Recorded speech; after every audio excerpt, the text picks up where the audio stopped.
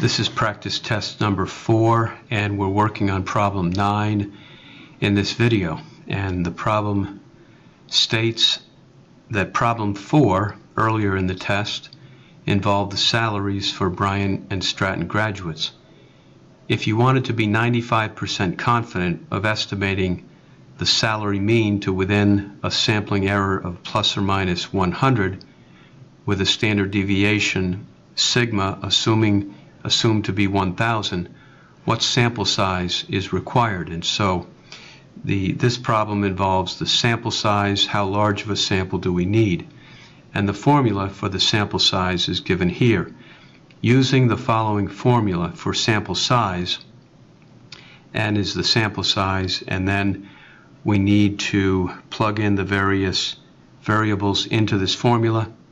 The z value for a 95% confidence is 1.96, as we've seen on other problems. The sigma, the standard deviation, we're told is to be 1,000. And the sampling error, which is the E, we're told we want it to be plus or minus 100.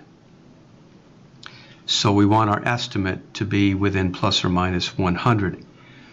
We're going to plug these values into the equation. N is equal to 1.96 times 1,000 divided by 100. And when we do that in the calculator, we're going to get 19.6. We have to remember to square this value. So 19.6 squared gives us 384 and 16/100ths.